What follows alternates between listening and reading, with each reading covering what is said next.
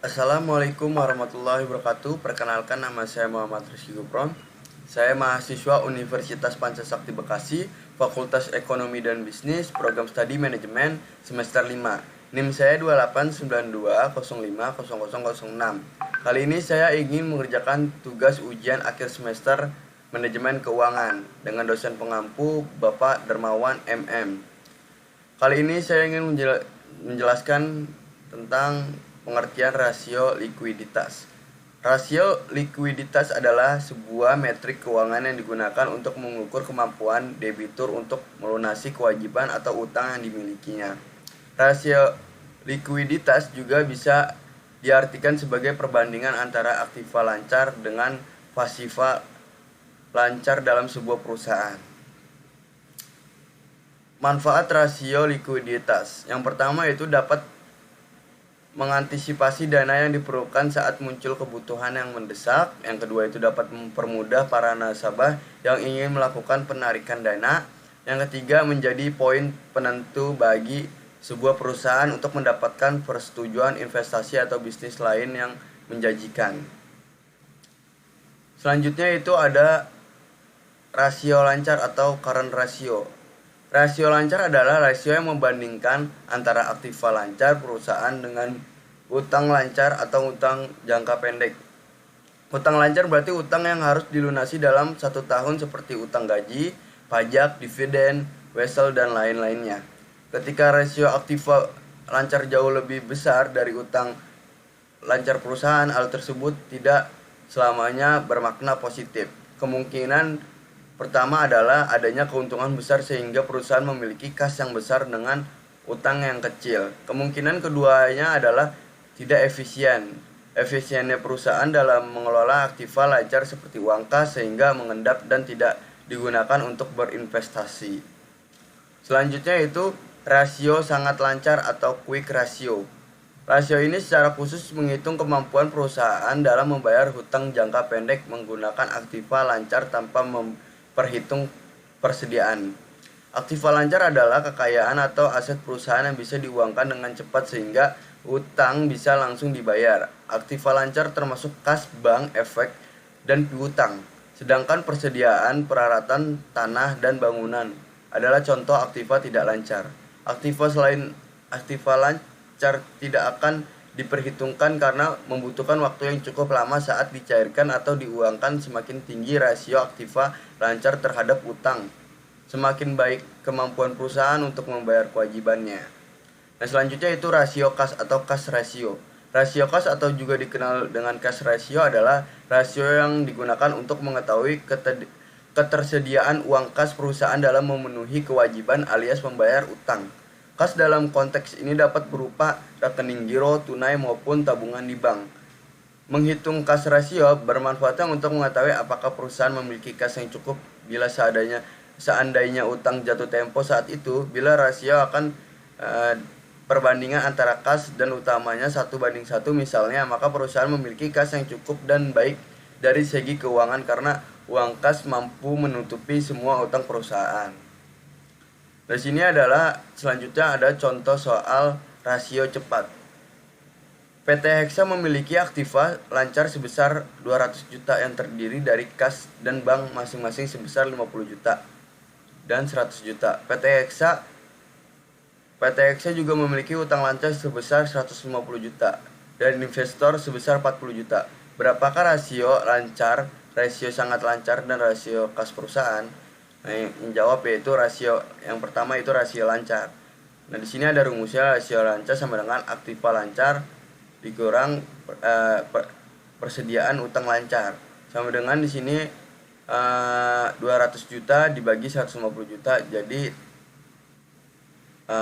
hasilnya yaitu 1,333. Rasio lancar 1,333 yang dimiliki PT Hexa mengartikan bahwa perusahaan mampu membayar utang atau memenuhi kewajiban ketika jatuh tempo. Rasio yang tidak terlalu besar mengindikasikan bahwa perusahaan sudah mampu mengefisienkan kasnya dengan baik. Nah, yang selanjutnya itu rasio sangat lancar. Rasio sangat lancar aktiva, ini ada rumusnya, rasio sangat lancar sama dengan aktiva lancar, persediaan utang lancar. Nah, di sini ada 200 juta dikurang 40 juta dibagi 150 juta. Rasio sangat lancarnya itu total 160 juta dibagi 150 juta. Hasilnya itu 1,67. Rasio sangat 167 yang dimiliki PT Eksa mengartikan bahwa perusahaan mampu membayar kewajiban walau dengan aktiva lancar dikurangi persediaan. Yang ketiga itu rasio kas. Rasio kas yaitu di sini ada contohnya, rumusnya yaitu rasio kas sama dengan kas tambah bank utang lancar. Nah, di sini kasnya itu 50 juta ditambah 100 juta yaitu sama dengan 150 juta. Nah, 150 juta itu sama dengan 1. Rasio kas sebesar 1 itu mengindikasikan bahwa kas perusahaan mampu memenuhi kewajiban perusahaan dengan baik dan tepat waktu. Nah, selanjutnya itu pengertian rasio solvabilitas. Secara ekonomi, pengertian solvabilitas adalah matriks yang digunakan untuk mengukur kapasitas bisnis membayar hutang sebagai dasar penilaian bagi kreditur. Dalam solvabilitas, stakeholder perusahaan terutama kreditur bisa menilai seberapa mampu perusahaan menyelesaikan kewajiban finansialnya baik dalam jangka pendek atau panjang. Jadi secara singkat dapat kita simpulkan bahwa pengertian solvabilitas adalah rasio pengukur bisa tidaknya perusahaan membayar utang di masa depan. Nah, manfaat rasio solvabilitas adalah yang pertama menganalisis posisi perusahaan jika dilihat dari kewajiban utang piutangnya. Yang kedua, berguna dalam mengetahui sejauh mana perusahaan mampu memenuhi utang-utang beserta bunganya. Yang ketiga, untuk menilai keseimbangan antara nilai aktiva khususnya aktiva tetap dengan modal. Nah, di sini ada jenis rumus dan contoh soal. Yang pertama yaitu debt to asset ratio. Rumus solvabilitas untuk D per E ratio sangat sederhana, yaitu total utang debt dibagi dengan total aset perusahaan atau aset. Apabila nilai D dibagi A rasio lebih dari 1:0, maka itu berarti solvabilitas perusahaan sedang dalam masalah. Di sini ada contoh soalnya. PT A memiliki total kewajiban belum dibayar sebesar 207 miliar dengan total aset dimiliki saat ini sebesar 200 miliar. Dengan demikian penghitungannya yaitu rumus rasio solvabilitas yaitu D dibagi A yaitu atau debt dibagi aset. Solvabilitas D dibagi A PT A yaitu 207 miliar dibagi 200 miliar yaitu sama dengan 1,35. Jadi solvabilitas PT A adalah 1,35 yang diartikan kemampuan membayar kewajiban perusahaan di tahap ini bermasalah walaupun dengan tingkat rendah. Nah, di selanjutnya itu debt equity ratio. Rumus solvabilitas D bagi E rasio hampir mirip dengan D bagi A rasio, hanya berbeda di akumulasi ekuitasnya saja. Yang pertama itu nilai optimal D bagi E rasio 2.0. Contohnya pemilik PTB memiliki ekuitas di perusahaan sebesar 100 miliar dari total aset 250 miliar, yang artinya 150 miliar didapat dari hutang. Sementara itu kewajiban-kewajiban lain dari PTB jika ditotal sebesar 25 miliar. Maka dari segi debt dikurangin equity yaitu PTB, perhitungan sosial solvabilitas adalah yang pertama yaitu di sini teman-teman bisa lihat rumus rasio solvabilitas debt dibagi equity. Nah, di sini 155 miliar ditambah 25 miliar dibagi 100 miliar. Jadi 175 miliar dibagi 100 miliar yaitu 1,75. Jadi rasio solvabilitas PTB adalah 1,75 yang artinya rasio jumlah ekuitas dan utangnya masih di bawah ambang batas maksimal. Nah, selanjutnya itu debt to capital ratio. Sementara itu rumus solvabilitas D per C ini atau leverage ratio sedikit berbeda dengan D per A atau D per E rasio. Jika ingin mencari tahu D per C rasio, Anda perlu membagi total hutang dengan total kekayaan, baik yang didanai hutang maupun ekuitas. Tidak ada batasnya maksimum untuk D per rasio, tapi semakin rendah nominal semakin baik. Di sini ada contoh soalnya. PTC memiliki hutang sebesar 100 miliar dengan total ekuitas mencapai 150 miliar.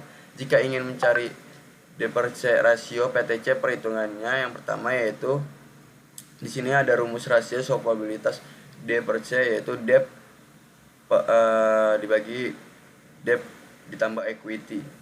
Nah, yaitu sama dengan 100 miliar dibagi 150 miliar ditambah 100 miliar ditambah 150 miliar. Hasilnya yaitu jadi 100 miliar dibagi 250 miliar, yaitu hasilnya 0,4. Ini artinya rasio utang PTC hanya 40% dari total kapitalisasi perusahaan, sehingga PTC tergolong masih sehat dan baik dari segi solvabilitasnya. Nah, selanjutnya itu pengertian rasio aktivitas.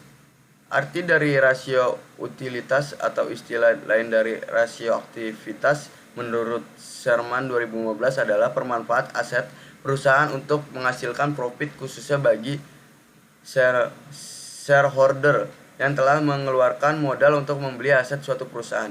Jika aset tidak dikelola dengan baik, akibatnya akan menimbulkan biaya atau beban dan menekan profit yang akan diperoleh.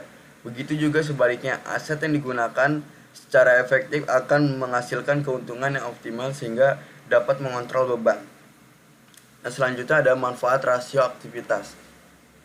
Yang pertama itu membantu dalam penafsiran kode atau decoding posisi keuangan perusahaan. Yang kedua untuk menilai efisiensi operasi perusahaan. Yang tiga penyederhanaan nomor akuntansi perusahaan. Dari sini selanjutnya ada tujuan rasio aktivitas. Yang pertama itu untuk menghitung lamanya perusahaan dalam menagih piutang ke kreditur selama satu periode. Yang kedua untuk menghitung beberapa hari rata-rata persediaan barang yang tersimpan di dalam gudang. Yang ketiga untuk menghitung rata-rata hari dari penagihan utang atau day of receivable. Nah, di sini ada jenis rumus dan contoh soalnya. Yang pertama itu rasio perputaran piutang. Rumus rasio perputaran piutang atau disebut akun receivable ratio, yaitu pendapatan dibagi rata-rata piutang. Contohnya, debitur awal itu 64.000, debitur akhir 72.000, penjualan kredit 800.000.